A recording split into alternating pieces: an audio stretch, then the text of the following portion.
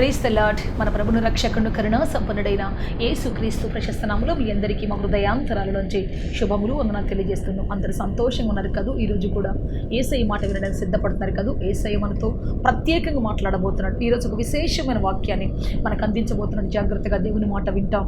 ఈరోజు వినబోయే మాట మన జీవితాన్ని తిరిగి లేవనెత్తబోతున్నది. కృంగిపోయావేమో, బలహీనపడ్డావేమో, ఈరోజు నెమ్మది లేక ఒకవేళ జీవితంలో సోలిపోయావేమో, ఈ సమయంలో దేవుడు మనతో మాట్లాడబోతూ ఉన్నాడు. అందరూ కళ్ళు మూసుకుని ఒక చిన్న ప్రార్థన చేసుకుంటాం. ఈ రోజున ఈ చెప్పబోయే వాక్యాన్ని ఎట్టి పరిస్థితుల్లో కూడా మిస్ కావద్దు. దేవుడిని నిలబెట్టబోతూ ఉన్నాడు. ప్రార్థన చేసుకుంటాం అందరూ తలలో వంచి. లార్డ్ జీసస్, హల్లెలూయా, హల్లెలూయా, హల్లెలూయా. పరిశుద్ధాత్మదేవ, మిమ్మల్ని ఆరాధిస్తాం, స్తుతిస్తున్నాం. మీకు మహిమ, ఘనత, ప్రభావములు ఆరోపిస్తున్నాం. పరలోకపు తండ్రి, దిగి రమ్మని మీ కాళ్ళు పట్టుకుని బతిలాడుతున్న సహాయం చేయండి. పరిశుద్ధ తండ్రి, ఇది మీ సమయం. పరలోకపు తండ్రి, ఇది మీ సమయం. మహిమ గల తండ్రి, ఇది మీ సమయం. మీ ప్రజల చెవులను మీరు తెరవండి. హృదయ తలుపులు తెరవండి తండ్రి నాయన. హృదయ కోవెల తెరవండి ప్రభువా. అయ్యా, మీ సమాధానంతో నింపండి నాయన. మీ మాటలను ప్రభువా, ఊరడించే మీ మాటలను తండ్రి నాయన మీరు వెల్లడి పరచమని మీ కాళ్ళు పట్టుకొని బతిలాడుతున్నాం. మీరే సహాయం చేసి నడిపించి బలపరిస్తే రేపొచ్చమని, అద్భుతం చేయమని, ఆశ్చర్య కార్యం చేసి నడిపించమని యేసుక్రీస్తు శక్తి కలిగిన నామములు అడిగి వేడుకొంచున్నాము తండ్రి. ఆమేన్, ఆమేన్, ఆమేన్. ఈ రోజున ప్రత్యేకమైన మాట మీతో మాట్లాడని దేవుడు నాతో మాట్లాడుతున్నాడు. ఈ రోజున రూతు గురించి మీతో కొన్ని విషయాలు చెప్తాను. రూతు బోయాజు పొలంలోకి వెళ్ళిన తర్వాత కొంతకాలానికి ఆయన కళ్ళము యొద్దకు వెళ్ళిన తర్వాత ఆ కళ్ళము యొద్ద ఆమె అడిగిన మాట ఏంటి అంటే, అయ్యా, నీవు నాకు సమీప బంధువుడవు కాబట్టి నాకు బంధు ధర్మం చెయ్యి అని చెప్పేసి, నన్ను వివాహం చేసుకో అని చెప్పేసి అడిగింది. అప్పుడు ఆయన ఒక మాట అన్నాడు. ఏంటి అంటే చూద్దాం. 3వ అధ్యాయం, రూతు గ్రంథం 3వ అధ్యాయం 12వ వచనం చదువుకుంటాం. నేను నిన్ను విడిపింపగలవాడునన్నమాట వాస్తవమే, అయితే నీకు నాకంటే సమీప బంధువుడు ఒకడున్నాడు. సో ఇక్కడ మాట చెప్పాడు, నీకు నాకంటే సమీప బంధువు ఒక ఆయన ఉన్నాడు అని చెప్పాడు. సరే అంటే ఇంకొకరికి ఛాన్స్ ఇవ్వబడింది రూతును వివాహం చేసుకోవడానికి. దేవుని బిడ్డ, ఆ టైంలో రూత్ ఎలా ఉంది అంటే ఒక విధవరాలు, మరి బిడ్డలు లేనటువంటి ఒక విధవరాలు అనమాట. అంతేకాదు ఒక అన్య జాతికి పుట్టినటువంటి ఆమె. ఆ విధమైనటువంటి డిస్క్వాలిఫైడ్, ఎటువంటి క్వాలిఫికేషన్ లేనటువంటి పరిస్థితిలో ఉంది. ఆమెకు చదువు రాదు, ఆమెకు అందరిలా పని చేసుకోవడం రాని పరిస్థితిలో ఉంది. అయితే అటువంటి వ్యక్తిని పెళ్లి చేసుకోవడానికి ఒక వ్యక్తికి ఆఫర్ ఇవ్వబడింది. దేవుని బిడ్డ, ఆఫర్ ఇవ్వబడినప్పుడు అతను ఏమన్నాడు అంటే చూద్దాం మనం. రూతు గ్రంథం 4వ అధ్యాయం 6వ వచనం చదువుకుంటాం. ఆ బంధువుడు, నేను దాన్ని విడిపించుకొనలేను, నా స్వాస్థ్యమును పోగొట్టుకుందనేమో, నేను దాన్ని విడిపించలేను గనుక నీవే దానికి ప్రతిగా బంధువు ధర్మం జరిగించుమని చెప్పాను. సో ఆయన ఏమన్నాడంటే, నేను విడిపించలేను, నేను పెళ్లి చేసుకోలేను అని చెప్పేశాడు. దానికి ఎన్నో కారణాలు ఉండొచ్చు. ఈమెకు చూస్తే మంచి చరిత్ర లేనట్టుగా ఉంది. ఈమె ఆ సమయంలో చాలా తక్కువగా కనబడుతూ ఉన్నది. దేవుని బిడ్డ, ఆమెకన్నీ డిస్క్వాలిఫికేషన్స్ ఉన్నాయి. మంచి క్వాలిటీస్ ఏం లేవు, ప్రజలు చూడగలిగేంత మరి క్వాలిటీస్ లేవు. అయితే అందువల్ల తను పెళ్లి చేసుకోవడానికి ఇష్టపడలేదు. నేనేం చెప్తున్నానంటే, ఈ రోజున చాలామంది మనల్ని కూడా రిజెక్ట్ చేస్తారు. మనకున్నటువంటి డిస్క్వాలిఫికేషన్స్ బట్టి, కొన్నిటిని బట్టి ప్రజలు చాలామంది డిస్క్వాలిఫై చేస్తారు మనల్ని. మన విలువ తెలియనప్పుడు, మన గురించి ప్రజలకు తెలియనప్పుడు, మనకున్నటువంటి విలువ బయటికి రానప్పుడు, ప్రజలు గుర్తుపట్టగలిగేంత విలువ మన జీవితంలో ఒకవేళ కనబడనప్పుడు ప్రజలు ఖచ్చితంగా మనలను వద్దు అంటారు. కానీ ఒకటి గుర్తుపెట్టుకో ప్రియ దేవుని బిడ్డ, మనుషులు మనం త్రోసివేసినంత మాత్రాన విలువ లేని వారం మాత్రం కాదు. ఒక వ్యక్తి మనం కాదు అన్నంత మాత్రాన మనం విలువ లేని వారం కాదు. ఒకరు మన గుర్తుపట్టి మనల్ని పైకి పిలవడంత మాత్రాన, ఘనపరచినంత మాత్రాన ఘనత లేని వారం అని కాదు. ఘనత లేకుండా సృష్టించబడిన వారం అని అసలే కాదు. మనం ఎప్పుడు ఒకళ్ళ కోసం ప్రోకులాడుతుంటాం. వీళ్ళని ఘనపరిస్తే బాగుండు, వీళ్ళని ప్రేమిస్తే బాగుండు, అయ్యో వాళ్ళు పలానోళ్ళు, పలానా సంస్థ వాళ్ళని ప్రేమిస్తే బాగుండు, పలానా ఇరుగోళ్ళని ప్రేమిస్తే బాగుండు. ఈ ప్రేమ కోసం పరితపిస్తాం అనేకసార్లు. పలానోళ్ళు నన్ను ఎంతకి లెక్క పెట్టట్లేదే, పలానోళ్ళు నన్ను గౌరవంగా చూడాలి కదా, నన్ను ఘనపరచాలి కదా, నన్ను గొప్ప చేయాలి కదా. దావీదు ఉన్నాడు. దావీదు ఎంత ఘనుడు, గొప్పవాడు. కానీ అతని భార్య ఎప్పుడు మీకాలు అతన్ని ఘనపరిచిందే లేదు. ఎప్పుడు కూడా అతని కష్టాలు పాలు పంచుకుందే లేదు. తనైనటువంటి సౌలు అతన్ని చంపడానికి వచ్చినప్పుడు, ఇదిగో నువ్వు అర్జెంటుగా దూకెళ్ళిపో, నేను మాత్రం నీతో పాటు రాను, నీలాంటి కష్టాలు నేను పడలేను, నీలాంటి శ్రమలు నేను పడలేను, నువ్వంటే నాకు ఇష్టమే, నీకున్నటువంటి ఆ యొక్క శౌర్యం అంటే నాకు ఇష్టమే, నీకున్న టాలెంట్స్ అంటే నాకు ఇష్టమే, కానీ నేను నీతో పాటు రాలేను, నీలాగా నేను కష్టాలు పడలేను, కాబట్టి నువ్వు వెళ్ళిపో అని చెప్పేసి కష్టకాలంలో త్రోసేసింది అతన్ని. కష్టకాలంలో వాళ్ళ డాడీ దగ్గరికి వచ్చి, డాడీ ఎందుకు డాడీ చంపేస్తున్నావు నా భర్తని, నాకు కావాలి, నేను కూడా వెళ్ళిపోతా లేకపోతే అని చెప్పొచ్చు. నువ్వు దావీదుని వద్దు అంటే దావీదుతో పాటు నేను వెళ్ళిపోతాను డాడీ, మా ఇద్దరం వెళ్ళిపోతాను ఎక్కడికి అని చెప్పొచ్చు కదా. కానీ అలా చెప్పకుండా నువ్వు వెళ్ళిపో, నీ దారిని వెళ్ళిపో, నేను మాత్రం మా డాడీ దగ్గరే ఉంటాను అని చెప్పేసి అట్లనే ఉండిపోయింది. మరి ఒక రోజున అతడు చక్కగా నాట్యం ఆడుతూ దేవుని మందస్సం ముందు కృతజ్ఞతా భావముతో, దేవుడు నన్ను గొర్రెల దొడ్లను తీసుకొచ్చాడే, ఇంత గొప్పవాడిని చేశాడే, ఇంత ఆధిపత్యం ఇచ్చాడే అని చెప్పేసి ఆయన నాట్యం ఆడుతూ ఉంటే అందరి ముందు హీనపరిచిన బైబిల్ చెప్తావు. ఒక పనికి మాలినటువంటి పనివాడిలాగా నువ్వు డ్యాన్స్ వేస్తున్నావు, చా నీలాంటి వాడు నాకు భర్త రావడం నాకు ఎంత దురదృష్టం అన్నట్టుగా మాట్లాడేది. ఎంత హీనమైనటువంటి వాడు నువ్వు, ఎంత హీనమైన చరిత్ర కలిగినటువంటి వాడు అని చెప్పేసి చాలా భయంకరంగా తిట్టినావు. ఎప్పుడు రాజు అయిన తరువాత, చక్రవర్తి అయిన తరువాత దేశమంతా అతన్ని కోరుకొని, దేశమంతా అతనికి పట్టం కట్టబెట్టి, అతన్ని సింహాసనం ఎక్కించి, రాజదండం చేతికిచ్చి, రాజవస్త్రాలు వేసి అతన్ని ఘనపరిచినటువంటి సమయంలో ఈమె హీనపరుస్తూ ఉంది. దేవుని బిడ్డ, ఒకవేళ దావీదు కానీ అయ్యో నా సొంత భార్య నన్ను అర్థం చేసుకోలేకపోయింది, నా సొంత భార్యే నన్ను తిరస్కరించింది, నాకెందుకు ఈ జీవితం, నాకెందుకు ఈ బ్రతుకు అని చెప్పేసి ఒకవేళ కృంగిపోయి బలహీన పడి ఉంటే, ఒకవేళ ఆ మాటను పట్టుకొని ఆయన డిప్రెషన్లోకి వెళ్ళిపోయి ఉంటే, ఆ మాటను పట్టుకొని తన జీవితంలో అదే పెట్టుకొని వేలాడుతూ ఉంటే పిచ్చోడు అయిపోయి ఉన్నది మొత్తం పోగొట్టుకునేటువంటి వాడే.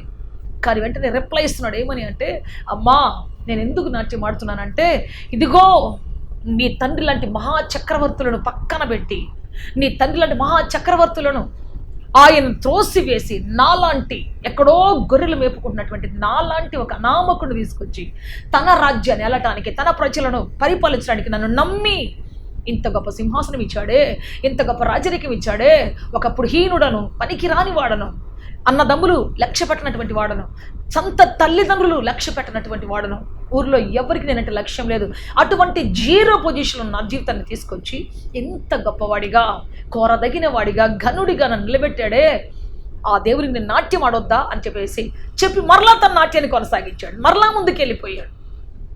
కానీ కొన్నిసార్లు మనం ఏం చేస్తాం, మిస్టేక్ ఏం చేస్తామంటే, ఆనాడు ఆయన దాటిపోయి మనం దాటిపోలేకపోతున్నాం, ఆనాడు దావీదు వెళ్ళినట్టుగా మనం వెళ్ళలేకపోతున్నాం, చాలాసార్లు బాధపడిపోతున్నాం.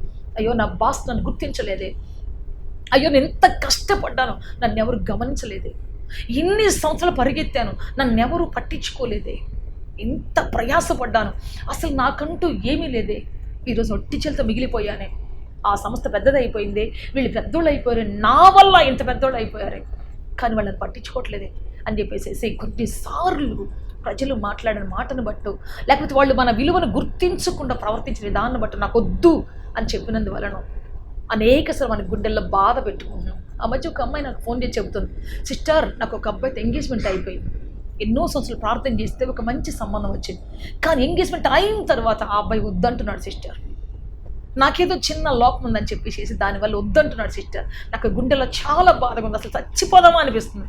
నేను చెప్పా, పిచ్చిదానా, మనిషికి నీ విలువ తెలియకపోవచ్చు, నిన్ను చేసుకొని వచ్చిన అబ్బాయికి నీ విలువ తెలియకపోవచ్చు, కానీ నిన్ను విలువ పెట్టి కొన్న దేవుడు ఉన్నాడు, విలువైన రక్తముతో, నిర్దోషమైన గొర్రెపిల్ల రక్తముతో కొనబడ్డావు, నీకు అంతకంటే మంచి భవిష్యత్ దేవుడు ఇవ్వబోతున్నాడు. ఆ అబ్బాయి ఏ భవిష్యత్తు నీకు ఇవ్వగలడు, ఆ అబ్బాయిని ఏ భవిష్యత్తు నీకు ఇవ్వాలని నువ్వు అనుకుంటున్నావు, అంతకంటే నువ్వు ఊహించినటువంటి గొప్ప కార్యాలు ప్రభు నీ పట్ల చేయబోతున్నాడు. నీ విలువ వాళ్ళకి తెలియకపోవచ్చు, కానీ నీ విలువ దేవునికి బాగా తెలుసు. నిన్ను తెలుసుకొని నీ విలువ గుర్తుపట్టేటువంటి వాళ్ళని ప్రభు తీసుకొని రాబోతున్నాడు. ఒకవేళ బలవంతంగా నువ్వు చేసుకున్నా ఈ రోజున నుంచి టార్చర్ ప్రారంభమవుతుంది నీ జీవితంలో. ప్రతి నిమిషం నేను హ్యూమిలేట్ చేయడానికి, ప్రతి నిమిషం నేను కృంగదీయటానికి, ప్రతి నిమిషం నీ పనిని వాళ్ళు పాయింట్అవుట్ చేయడానికి చూస్తూనే ఉంటారు. కాబట్టి నువ్వు నలిగిపోతావు, కృంగిపోతావు. నో, ఈ రోజున అయిపోయింది, అది అయిపోయింది. దేవుడు నీ కోసం గొప్ప జీతం దాచిపెట్టి ఉంచి ఉన్నాడు, విలువైన బ్రతుకును దాచిపెట్టి ఉంచి ఉన్నాడు. ఎందుకు నువ్వు సఫర్ అవుతున్నావు, ఎందుకు దిగులు పడుతున్నావు, ఎందుకు బాధపడుతున్నావు? నో, బాధపడాల్సిన అవసరమే లేదు నీ జీవితంలో. ప్రైజ్ లార్డ్, హల్లెలూయా. చాలామంది ఫలానా అమ్మాయి నన్ను రిజెక్ట్ చేసింది, నేను చచ్చిపోతా, ఎక్కడికో కొండల్లోకి వెళ్ళి ముందుగా చచ్చిపోతా, ఎక్కడికో వెళ్ళిపోయి గుర్తుపట్టుకొని చచ్చిపోతా, అయ్యో వాళ్ళని వద్దనుకున్నారు, అయ్యో వీళ్ళని కాదనుకున్నారు, వీళ్ళని గుర్తుపట్టలేదు, అయ్యో నాకున్న లోపాన్ని బట్టి వీళ్ళు నన్ను వద్దనుకుంటున్నారు. నీ విలువ తెలియని ప్రజలు త్రోసివేస్తారు ఖచ్చితంగా. రూతును అలాగే త్రోసివేశాడు ఆయన. పిలిచి అయ్యా ఇదిగో రూతు, మోయాబు దేశం నుంచి వచ్చినటువంటి రూతును నువ్వు వివాహం చేసుకుంటే నా వల్ల కాదయ్యా, నేను విడిపించలేనయ్యా, నా చేత కదయ్యా, నేను పెళ్లి చేసుకునేదయ్యా అని ఒకే ఒక్క మాటతో కనీసం టైం తీసుకోవాలా. ఆలోచించి చెబుతాను, ప్రార్థన చేసి చెబుతాను, కొంచెం నాకు టైం ఇవ్వండి, కనీసం ఒక్క మాట కూడా అనలే. ఒక్క మేనే చెప్పేశాడు, నా వల్ల కాదు, నా చేత కాదు, నేను అమ్మాయిని పెళ్లి చేసుకోలేనని చెప్పేసి వెళ్ళిపోయాడు. విన్న వాళ్ళందరికీ, నీ ముఖ్యంగా రూత్ దగ్గరికి వచ్చి ఎవరన్నా వచ్చి, చూసావా నిన్ను చూడు ఆయన వద్దన్నాడు, నిన్ను చూడు ఆయన వద్దనని చెప్పుంటే దేవుడు ఆమె కూడా బాధ అయి ఉండేది, అయ్యో ఏంటి పరిస్థితి ఇట్లా ఉందని చెప్పేసి. కానీ అంతకంటే ఉత్తముడు, అంతకంటే శ్రేష్ఠుడు, పరిశుద్ధుడు, అంతకంటే గొప్పవాడైనటువంటి రూతు కొరకు బోయాసును దేవుడు దాచిపెట్టి ఉంచి ఉన్నాడు. ప్రైజ్ ది లార్డ్, ఆమేన్, హల్లెలూయా, హల్లెలూయా. ఒకసారి ఒక యవనస్తుడికి కొన్ని రాళ్ళు దొరికాయి, సంచిలో రాళ్ళు దొరికాయి. ఆ రాళ్ళు తీసుకొని సాయంకాల సమయంలో మరి ఒక రాయి తీసేసి సముద్రంలో వేసేసాడంట, ఒక రాయి తీసుకొని కుక్కను కొట్టాడంట, ఒక రాయి తీసుకొని పొదలో వేసేసాడు, ఒక రాయి తీసుకొని అటు వేసాడు, ఇటు వేసాడు. చివరికి ఇంటికి వచ్చి చూశాడు, ఒకే ఒక రాయి ఉంది. ఆ రాయి చూస్తే ఆ రాయి తలతల మెరిసిపోతూ ఉందంట. ఏంటని చూస్తే అది ఒక పెద్ద డైమండ్ అనుకున్నాడంట. అబ్బా, ఆ రాళ్ళని ఎక్కడెక్కడో పడేశాను నేను, విలువ తెలియకుండా నన్ను వాడుకున్నాను, పోగొట్టుకున్నాను, అవన్నీ తెలిసి ఉంటే ఎంత బాగుండే నా జీవితం. దేవుని బట్టి చాలాసార్లు తర్వాత బాధపడతారు అందరూ, అయ్యో ఆ అమ్మాయిని చేసుకుంటే ఎంత బాగుండేది, ఈ అబ్బాయిని చేసుకుంటే ఎంత బాగుండేది, అయ్యో దేవుడిచ్చి నన్ను ఎందుకు పోగొట్టుకున్నాను నేను అని తర్వాత బాధపడతారు వాళ్ళు. సరే, ఆ విషయం కంటే ముందు నువ్వు దిగులు పడొద్దు. నిన్ను త్రోసివేసిన వాళ్ళు చాలామంది ఉండుంటారు. నిన్ను చూసి, నీ పై వేషం చూసి, ఒకవేళ నువ్వు అందరిలాగా అందంగా లేకపోతే, అందరిలాగా క్వాలిఫైడ్ కాకపోతే, అందరిలాగా మంచి కలర్ఫుల్ కాకపోతే, అందరిలాగా ఎడ్యుకేటెడ్ కాకపోతే, ఒకవేళ నీలో ఉన్నట్టు ఆత్మీయతను గుర్తుపట్టలేక, నీలో మంచి సుగుణాలను గుర్తుపట్టలేక వాళ్ళు త్రోసివేసి ఉండొచ్చు. వాళ్ళు త్రోసివేసి ఉండొచ్చు ఖచ్చితంగా. దావీదును త్రోసివేసినట్టే నిన్ను త్రోసివేసి ఉండొచ్చు. దిగులు పడకు. రూతును త్రోసివేసినట్టు త్రోసివేసి ఉండొచ్చు. కానీ రూతు కోసం దేవుడు ఏం దాచిపెట్టాడు అంటే, రూతు విలువను గుర్తుపట్టేటువంటి ఒక గణనీయుణ్ణి, ఉన్నతమైనటువంటి వాడిని దేవుడు తీసుకొచ్చి ఆమెతో ఉన్నతమైన వివాహం చేయించాడు. ప్రైజ్ ది లార్డ్, ఆమేన్, హల్లెలూయా. ఆ తరువాత ప్రియ దేవుని బిడ్డ ఆమె వర్ధిల్లి ఆ కుటుంబాన్ని కట్టిన తర్వాత అనుకుని ఉంటాడు, అయ్యో నేను ఎందుకు పోగొట్టుకున్నాను ఇంత మంచి పిల్లని, ఎందుకు ఈ అమ్మాయి విలువ నేను గుర్తుపట్టలేదని. ఆమె తర్వాత ఆమె కడుపు నుంచి యేసుక్రీస్తు వచ్చిన తర్వాత, వంశావళి వచ్చిన తర్వాత అనుకొని ఉంటారు, అయ్యో ఈ అమ్మాయి ఎంత ఘనురాలు, ఎంత శ్రేష్ఠురాలు. యేసుప్రభు వంశావళిలో ఆమె వచ్చినప్పుడు అందరూ అనుకొని ఉంటారు, చేసుకుని ఉంటే బాగుండేది, నేను చేసుకుని ఉంటే బాగుండేది, అసలు ఆ అమ్మాయిని నేను చేసుకోవాల్సింది, నా కర్మగా నేను వద్దనుకున్నా.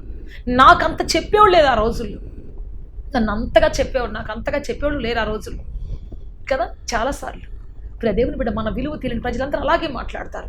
మన విలువ తెలిసిన దేవుడు ఉన్నాడు, మన విలువ ఏంటో ఎగ్జాక్ట్లీ యాక్యురేట్ వాల్యూ తెలిసినటువంటి దేవుడు ఉన్నాడు. ఎప్పుడు ఎవరో ఏదో అన్నారని దిగులు పడవద్దు, కష్టపడవద్దు, నీ మనసు కష్టపెట్టుకోవద్దు. నీ విలువ గుర్తుపట్టే వాళ్ళు అనేక మంది ప్రభు తీసుకొని రాబోతున్నాడు, అనేకమైన గనులు ప్రభు తీసుకొని రాబోతున్నాడు, శ్రేష్ఠులు ప్రభు తీసుకొని రాబోతున్నాడు. ప్రైజ్ ది లార్డ్, ఆమేన్, హల్లెలూయా. అందుకే చెబుతున్న ప్రియ దేవుని బిడ్డ, నీకంటూ దేవుడు ఒక వాల్యూని పెట్టాడు. విలువ లేకుండా ఏ కుమ్మరి ఒక పాత్రను చేయడు, విలువ లేకుండా ఏ మరి నేతగాడు మరి వస్త్రాన్ని నేయడు. ప్రతి దానికి ఒక విలువ ఉంది, నీకు ఒక విలువ ఉంది ఖచ్చితంగా. అది మనుషులు గుర్తు పట్టనంత మాత్రాన నీవు విలువలేని వ్యక్తివి కాదు. ప్రియ దేవుని బిడ్డ, నీ విలువ తెలుసుకునేటువంటి కొందరున్నారు. నీ విలువ తెలిసినటువంటి మొట్టమొదటి దేవుడు ఉన్నాడు. ఆ తర్వాత కొందరికి ప్రభు పరిచయం చేయబోతున్నాడు. నీ జీవితంలో అద్భుతం జరగబోతున్నది, ఆశ్చర్యకారం జరగబోతున్నది. సో రూతుని కాదు అన్నాడు, కానీ అదే ఊరిలో అతని కంటే శ్రేష్ఠుడైనటువంటి బోయాసుతో రంగరంగ వైభవం వివాహం జరుగుతూ ఉంది. రంగరంగ వైభవంగా ప్రజలందరూ ఆస్వాదిస్తున్నాడు. అందరూ బోయాస్ని ఏమైనా ఆశ్రయిస్తున్నారు తెలుసా? చూడండి ఒకసారి రూతు గ్రంథం 4వ అధ్యాయం 11 వచ్చి చదువుకుంటాం.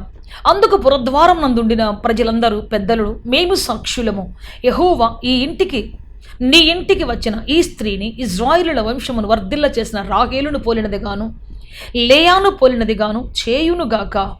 12 కూడా చదువుకుంటాం. ఎఫ్రతాలో నీవు క్షేమాభివృద్ధి కలిగిన వాడవై, బెత్లెహేములో నీవు ఖ్యాతి నొందుదువుగాక. బా, నీవు క్షేమం పొందుతువుగాక, నీవు అభివృద్ధి పొందుదువుగాక, ఖ్యాతి పొందుదువుగాక. అసలు ఈమెకే ఖ్యాతి లేదు అందరూ అంటున్నారు, కానీ ప్రజలు ఏమన్నారు? ఈమెను చేసుకున్న తర్వాత నువ్వు ఖ్యాతి నొందుదువుగాక. బోయజ్ ఆల్రెడీ ఖ్యాతి కలిగినటువంటి వాడు, పరిశుద్ధుడు, యథార్థవంతుడు కదా, ముడత మచ్చ డాగు లేనటువంటి నమ్మకమైనటువంటి దేవుని స్వరూపంలో ఉన్నటువంటి వాడు. సో అటువంటి వ్యక్తికి ఇంకా వీళ్ళు అంటున్నారు, ఈ అమ్మాయిని చేసుకున్న తర్వాత నీకు ఖ్యాతి కలుగునుగాక. నీకు క్షేమము కలుగునుగాక. అంటే ఈమె ఏం చేస్తుందంట, క్షేమం ఇచ్చి కాపాడేటువంటి ఒక వ్యక్తి, ఘనతను చేకూర్చేటువంటి ఒక వ్యక్తి. Praise the lord, amen, hallelujah. So ప్రియ దేవుని బిడ్డ, అందుకు ఈ రోజున అనేక మంది మనల్ని గుర్తు పట్టకుండా మన విలువని ఇష్టం వచ్చినట్టు మాట్లాడతారేమో. నీ బతుకింతే, నీ జీవితం ఇంతే, నీకు వాళ్ళలాగా నువ్వు అందంగా లేవు, వీళ్ళలాగా నువ్వు లేవు, వాళ్ళలాంటి చదువు లేదు, వీళ్ళలాంటి పదవి లేదు, నీకు వీళ్ళలాంటి ఇన్ఫ్లుయెన్స్ లేదు, వాళ్ళలాంటి జ్ఞానం లేదు, వీళ్ళలాంటి షార్ప్గా పనిచేసేది లేదు, చాలా రకాలుగా ఇతరులతో పోల్చి వాళ్ళలాగా లేవు, వీళ్ళలాగా లేవు అని అనొచ్చు. మనకున్నటువంటి క్వాలిటీ ఇంకెవరికీ లేదు. ప్రైజ్ ది లార్డ్, ఆమేన్, హల్లెలూయా. ఎవరికో ఉన్న క్వాలిటీస్ మనకు లేకపోవచ్చు, కానీ మనకున్న క్వాలిటీ కూడా ఎవరికీ లేదు. మనం unique. Praise the lord, amen, హల్లెలూయా. చెబుదామా, నేను యూనిక్యూ, నేను నా దేవుని దృష్టిలో, నా తండ్రి దృష్టిలో నేను యూనిక్యూ, ఒక విశేషమైన వ్యక్తిని, నేను విశేషమైన బిడ్డను నేను. ప్రైజ్ ది లార్డ్, ఆమేన్, హల్లెలూయా, హల్లెలూయా. మన విశేషమైనటువంటి పాత్రల ప్రభు సన్నిధిలో. కాబట్టి దిగులు పడదు ఎప్పుడు కూడా. నన్ను ఎవరో ఏదో అన్నారు, నా జీవితాన్ని ఎవరు లెక్క పెట్టలేదు, అయ్యో పలానాలో వచ్చి పెళ్లి చేసుకోకుండా వెళ్ళిపోయారే, గుమ్మం దాకా వచ్చి వెళ్ళిపోయారే, అయ్యో నన్ను పెళ్లి చేసుకోకుండా వెళ్ళిపోయారే. నాతో పాటు ఇంటర్మీడియట్ చదివిటమ్మా ఒక అమ్మాయి, నిర్మల అని, ఆమెకు కొంచెం లావు ఉంటుంది, కానీ చాలా మంచి మనసు. ఆమె ఎవ్వరిని నొప్పించదు, చాలా మంచి మనసు ఉన్నటువంటి అమ్మాయి. కానీ ఒక అబ్బాయి వచ్చి పెళ్లి చేసుకోవడానికి వచ్చి ఎంగేజ్మెంట్ అయిన తర్వాత తీరా ఇంటర్మీడియట్లోనే ఆ పాప ఇంకా లావ్ అయిపోతుందని వాళ్ళ నాన్న ఎట్లా అక్కడ పెళ్లి సేల్ చేసేద్దాం అనుకున్నాడు. సరే ఒకడు వచ్చాడు, చేసుకుంటానన్నాడు, కట్నాలు కానుకలు కట్టించుకున్నారు. ఆ తర్వాత ఎంగేజ్మెంట్ కూడా చేసుకున్నారు. ఆ తర్వాత కొన్ని రోజులకి ఎవరు అన్నారంట, నీ భార్య కొబ్బరి బొండంలాగా ఉందరా అనగానే అందరు ఎగతాళి చేస్తున్నారని చెప్పేసి వద్దని చెప్పేశాడు. ఎంత బతిలాడారు వాళ్ళు, కాళ్ళ వేళ్ళ పడ్డారు. ఫొటోస్ తీసుకున్నామయ్యా, ఫ్లెక్సీలు వేసుకున్నామయ్యా, అయ్యా సగం పెళ్ళనేట్టు అయిపోయింది అయ్యా, మా పిల్లలు అన్యాయం చేయబోక అయ్యా అంటే, నాకు వద్దంటే వద్దు. ఏం కారణం అంటే లావు ఉంది ఈ అమ్మాయి. మరి ఫస్టే చూసావు కదా, అప్పుడు ఎవరు ఏమనలా. ఇప్పుడు అందరూ నన్ను ఎగతాళి చేస్తున్నారు, లైఫ్ అంతా ఈ అమ్మాయిని భరించాలా, లైఫ్ అంతా ఈ లావాటి పిల్లలు భరించాలని చెప్పేసి అనేసరికి ఈ అమ్మాయి దాన్ని ఆలోచించి చివరికి ఊరేసుకుని చనిపోయింది. ఎంత భయంకర ట్రాజడీ అంటే అసలు ఆ ఇంట్లో శోకం ఇప్పటికీ తీరలేదు. మమ్మల్ని చూసినప్పుడల్లా వాళ్ళు ఏడుస్తారు, మా అమ్మాయి ఉండుంటే మీ అంత అయ్యేదమ్మా, నా బిడ్డ ఉండుంటే అయ్యో ఎంత ఉండేదమ్మా. కాబట్టి దేవుని బిడ్డ, ఎవరో ఏదో అన్నారని నీ ప్రాణం ఎందుకు తీసుకోవాలి? నువ్వు ఎంత విలువైన వ్యక్తివి దేవుడు తెలుసు. విలువైన వ్యక్తిగా నేను ఎప్పటికీ చేయలేదు, ఆయన ఘనతల వ్యక్తిగా చేయలేదు నీ జీవితాన్ని, ఆయన విలువైన వ్యక్తిగా చేశాడు. ఒకసారి ఒక రాజుగారు తన పరివారంతో కలిసి విహారయాత్రకు వెళ్ళాడు. నదిలో ప్రయాణం చేస్తున్నారు. తనకు ఒక్కగానొక్క కొడుకు. ఆ అబ్బాయి అప్పుడే గురుకులం నుంచి వచ్చాడు. సరే అతను తీసుకొని కాసేపు ప్రశాంతంగా వెళ్దామని వెళ్ళారు. వాళ్ళు ఉన్నట్టుండి ఆల్ ఆఫ్ సడన్గా తుఫాన్ వచ్చేసింది. అప్పుడు దాకా ఆ కూర్చున్నటువంటి వారిలో ఒక అబ్బాయి ఉన్నాడు. వాళ్ళందరూ ఎగతాళి చేస్తున్నారు, రే నీకు అసలు నువ్వేంటి, ఎవరితో మాట్లాడవు, నీకు అసలు ఏమీ రాదు, నీకు చదువు రాదు, నీకు అది రాదు ఇది రాదు అని చెప్పి తిడతా ఉన్నారు. అందరూ ఎగతాళి చేసి నవ్వుతున్నారు. ఆ అబ్బాయి మాత్రం మూలన కూర్చొని ఆ రాళ్ళన్నీ నదిలో వేసుకుంటా ఒక్కడే ఆలోచిస్తూ ఉన్నాడు. అందరూ ఎగతాళి చేసి పక్క నవ్వుతున్నారు. రాజా ఇతనికి ఏం రాదు, రాజా ఇతనికి అది రాదు ఇది రాదు అంటా ఉంటే రాజుగారు కూడా పక్క నవ్వుతున్నాడు. ఎట్లా బ్రతుకుతావురా నువ్వు, ఏమీ రాకుండా ఎట్లా బ్రతుకుతావురా నువ్వు అసలు అని చెప్పేసి అంటా ఉంటే వాడికి పాపం దుఃఖం వచ్చేస్తుంది, ఏం చేయాలో అర్థం కావట్లేదు. అలాగే ఏడ్చుకుంటా ఆ ఎక్స్కర్షన్లో వెళ్తూ ఉన్నారు. ఉన్నట్టుండి ఆల్ ఆఫ్ సడన్గా తుఫాన్ చెలరేగింది. తుఫాన్ వచ్చినప్పుడు ఆ పడవ ఇట్లా ఊగుతూ ఉన్నప్పుడు ఆ రాజుగారి కొడుకు ఒక్కగానొక్క కొడుకు ఎగిరి నదిలో పడిపోయాడు. అందరూ కూడా గట్టి కేకలేస్తున్నారు. రాజుగారు కూడా కేకలేస్తున్నాడు, కాపాడండి నా బిడ్డను కాపాడండి అని అరుస్తూ ఉన్నారు. ఈ లోపల ఈ అబ్బాయి వెంటనే లేచి వెంటనే నదిలోకి దూకి ఆ అబ్బాయిని భుజాన తీసుకొని వచ్చేసి పడవలో తీసుకొచ్చారు. ఈ లోపల అందరూ వచ్చేసారు. పడవను లోపల తీసుకుపోయి రెట్లో గట్ట బయట తీసుకొచ్చేసారు. ఆ అబ్బాయిని కాపాడాడు. అప్పుడు రాజుగారు వచ్చేసి గట్టిగా అతన్ని కౌగిలించుకొని, అయ్యో ఇప్పుడు దాకా నీ విలువ తెలియక, నీలో ఉన్న టాలెంట్ ఏంటో తెలియక, చూడండి ఇంతమందికి చాలా టాలెంట్స్ ఉన్నాయి, చదువుకునే వాళ్ళు ఉన్నారు, అందమైన వాళ్ళు ఉన్నారు, చాలా మాటకారులు ఉన్నారు, ఆట ఆడేవాళ్ళు, డ్యాన్స్ చేసేవాళ్ళు ఉన్నారు, కానీ ప్రాణాన్ని కాపాడేవాళ్ళు ఎవరు లేరయ్యా. అది ఆ కళ నీలో ఉంది. ఎవ్వరికి కనపడినటువంటి నిగూఢమైనటువంటి కళ నీలో ఉంది. నేను ఇప్పటివరకు నీ విలువ గుర్తు తెలియక, నిన్ను గుర్తుపట్టక నిన్ను చాలా కించపరిచాను బాబు, నన్ను క్షమించయ్యా, ఇక నువ్వు మాతోనే ఉండయ్యా, మా వాళ్ళ దగ్గరే భోజనం చేయి, మా బిడ్డతో పాటే ఉండయ్యా అని చెప్పేసి రెండో కొడుకుగా దత్తత తీసుకొని తన కుమారుడితో పాటు కలిపి అతని రాజరికాన్ని కట్టబెట్టే రాజ పట్టాభిషేకం చేశాడు. ప్రైజ్ ది లార్డ్, ఆమేన్, హల్లెలూయా. చాలాసార్లు మన విలువ తెలియక అందరూ మాట్లాడతారు, కానీ మన విలువ తెలిసే రోజు ఒకటి వస్తుంది ఖచ్చితంగా.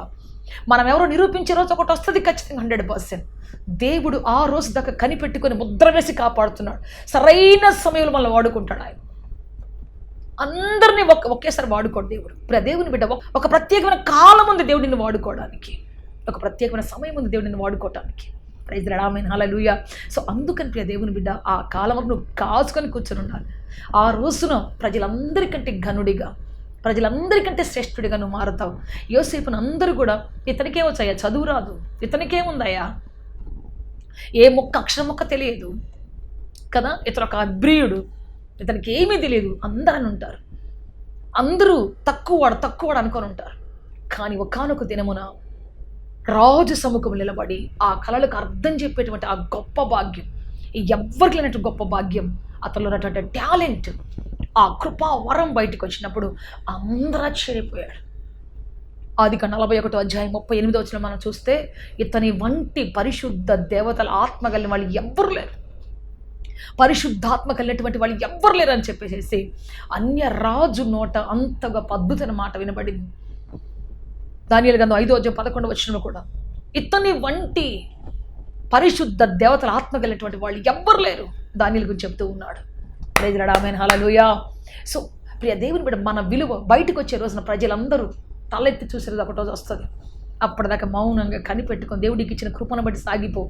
ఎక్కడ దిగులు పడొద్దు. ఎవరో మీ భర్త అన్నాడోనో, మీ భార్య అన్నదోనో, పిల్లలు అన్నారనో, ఎవరో నీ కొలీగ్స్ అన్నారనో, లేదా నీ ఫ్రెండ్స్ అన్నారనో ఎప్పుడు దిగులు పడొద్దు.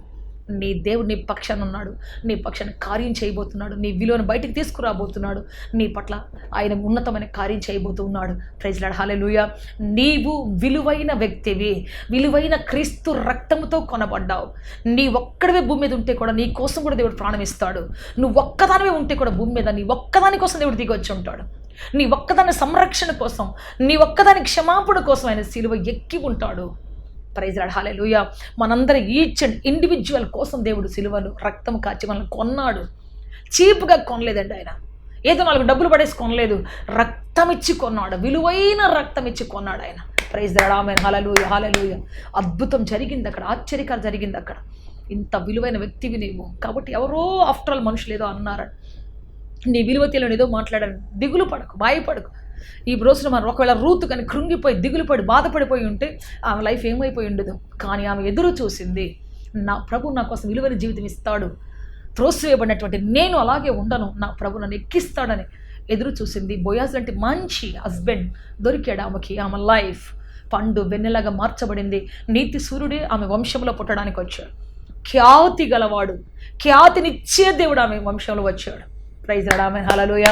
ఈమె ద్వారా ఖ్యాతి రావడం అంటే ఏంటి? ఖ్యాతినిచ్చే దేవుడు ఆమెలోంచి వచ్చాడు, ఆమె యొక్క వంశంలోంచి వచ్చాడు.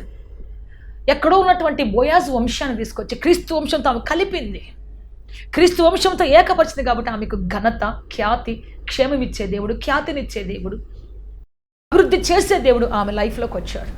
ప్రైజ్ లార్డ్, ఆమేన్, హల్లెలూయా. అద్భుతం జరగబోతుంది, ఆశ్చర్యకరం జరగబోతున్నది. సో ఈ విధంగా దేవుడు మనల్ని నడిపించబోతున్నాడు, సహాయం చేయబోతున్నాడు. ఈరోజు నువ్వు విలువైన వ్యక్తివి. You are so valuable, you are so precious in the sight of the lord. నువ్వు చాలా విలువైన, ఆనరబుల్, ఘనమైన వ్యక్తివి. కాబట్టి ఎవరో అన్నారని ఈరోజు నీ దుఃఖాన్ని తీసివేయి. దేవుడు నీ కోసం మంచి కాలం తీసుకొని రాబోతున్నాడు. శ్రేష్టమైన వరములతో నేను కాలాన్ని నీకు ఇవ్వబోతున్నాడు. ఘనమైనటువంటి చరిత్రను ప్రభు తిరిగి రాయబోతున్నాడు. నేను ఒక ఘనురాలిగా, ఘనుడిగా, శ్రేష్ఠుడిగా ప్రపంచానికి తిరిగి పరిచయం చేయబోతున్నాడు. తిరిగి పరిచయం చేయబోతూ ఉన్నాడు. కాలం అయిపోయిందేమో, అయ్యో నా జీవితం అయిపోయిందేమో, ఇక నా బ్రతుకులో మంచి కాలం రాదేమో, సీజన్ అయిపోయిందేమో. క్రొత్త ఋతువు ఆరంభించే దేవుడు నీతోనే ఉన్నాడు. క్రొత్త కాలాన్ని ఆరంభించే దేవుడు నీతోనే ఉన్నాడు. ప్రైజ్ లార్డ్, ఆమేన్, హల్లెలూయా. క్రొత్త కాలం, సీజన్స్ ఆయన ప్రారంభించబోతున్నాడు. నీకోసం మేఘాలు సృష్టించబోతున్నాడు, నీకోసం చల్లని గాలి సృష్టించబోతున్నాడు, నీకోసం వడగండ్లు సృష్టించబోతున్నాడు, నీకోసం మంచు కణాలు సృష్టించబోతున్నాడు. మౌడు బారి మొద్దులాగా ఉన్నటువంటి నీ జీవితం మీద వాటిని కురిపించబోతున్నాడు. New seasons will be begin in your life. Don't worry, don't say that I'm going to be like this. ఇలా వెళ్ళిపోతున్నాను నేను, నా జీవితంలో అయిపోతుందేమో అనుకోవద్దు. ఎప్పుడు కూడా దేవుడు నేను క్రొత్త మార్గం నడిపించబోతున్నాడు. న్యూ సీజన్స్, క్రొత్త సీజన్స్ నీ బ్రతుకులు ఆయన ప్రారంభించబోతున్నాడు. Praise lord, amen, hallelujah. So ఈ విధంగా ఆయన కార్యం చేయబోతున్నాడు. కాబట్టి ఈ రోజున నిరీక్షణ కలిగి, సంతోషముతో, ఆనందంతో నీ రోజులు గడుపుతూ ముందుకు సాగిపో. ప్రార్థన చేసుకుంటాం, అందరూ తలలో వంచి ప్రార్థన చేసుకుంటాం. హల్లెలూయా, హల్లెలూయా. ఒకవేళ ఈరోజు దిగులుతో, బాధతో, దుఃఖముతో ఉన్నావేమో, నీకోసమే సహోదరుడు నేను ప్రార్థన చేయాలనుకుంటున్నాను. సహోదరుడా, నీ కొరకే నేను ప్రార్థన చేయాలనుకుంటున్నాను. ప్రార్థన చేద్దాం. ప్రభువా, హల్లెలూయా, నాతో పాటు కలిసి ప్రార్థన చేయి, బిగ్గరగా ప్రార్థన చేయి. నువ్వున్న చోటని, తండ్రే, నా విలువ నీకే తెలుసు ప్రభువా, నా విలువ నీకు తెలుసు ప్రభువా. నన్ను విలువ పెట్టిన కొన్న దేవుడవు, స్వరక్తమిచ్చి కొన్న దేవుడవు, నా జీవితంలో విలువైనటువంటి కాలం ఆరంభించే దేవుడవు, గొప్ప ఋతువులను ఆరంభించే దేవుడవు. కృప కృప కృప, యేసయ్యా మీ కృపయా, యేసయ్యా నీ దయా, మీ దయలో కట్టి స్థాపించి నడిపించండి. శక్తితో నింపండి నాయన, బలముతో నింపండి ప్రభువా, ఆశీర్వాదముతో నింపండి ప్రభువా, క్షేమముతో నింపండి ప్రభువా, జీవముతో నింపండి తన నాయన. మీ ప్రజలకు కన్నీరు తుడవండి నాయన. మనుషుల మాటల వల్ల కలిగే నొప్పి తగలకుండా, మనుషుల మాటల వల్ల కలిగే బాధ తగలకుండా మీరే నిలబెట్టి నడిపించమని, సహాయం చేయమని, అద్భుత కార్యము చేయమని, ఆశ్చర్య కార్యం చేసి నడిపించమని, కృపతో నింపమని, ఆశీర్వదించమని యేసుక్రీస్తు శక్తి కలిగిన నామములో అడిగి వేడుకొంచున్నాము తండ్రి. Amen, amen, amen, amen, amen. May God bless you all. దేవుడి వ్యక్తిగా దీవించి ఆస్వాదించి ఉన్నతంగా ఫలభరితంగా మార్చునుగాక, గొప్ప సమాధానంతో మిమ్మల్ని సమకూర్చునుగాక, దీవించునుగాక. ఆమేన్, ఆమేన్.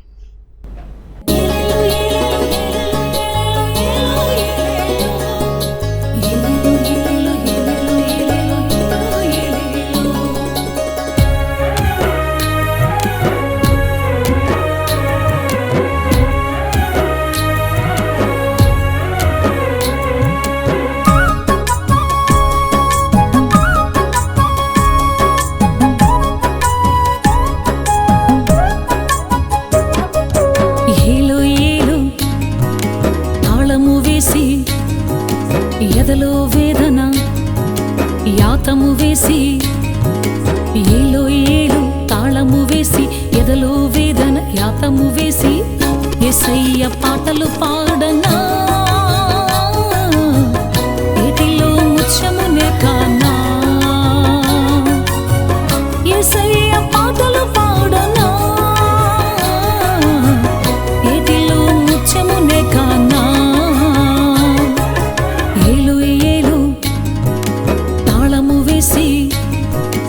ఎదలో వేదన యాతము వేసి.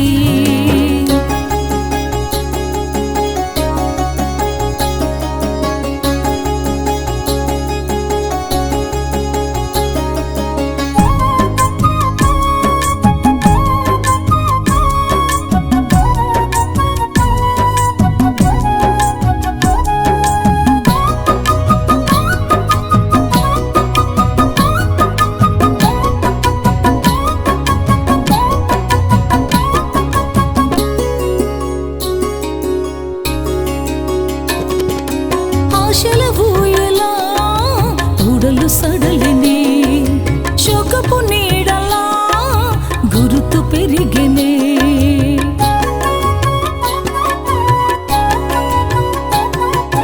ఆశల ఊయలా ఊడలు సడలిని శోకపు నీడలా గురుతు పెరిగినే. అయినా ఎంతైనా, అయినా ఏమైనా,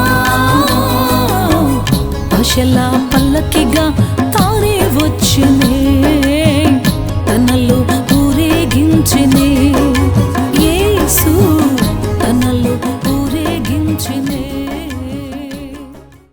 మా చిరునామా హోలీ ప్యారడైజ్, కేహెచ్ వాడ, నవాబ్పేట, నెల్లూరు, ఆంధ్రప్రదేశ్, ఇండియా. మా ఫోన్ నంబర్లు 9247807631 మరియు రండి, మీ దుఃఖ దినములు సమాప్తములగును. ఆమేన్.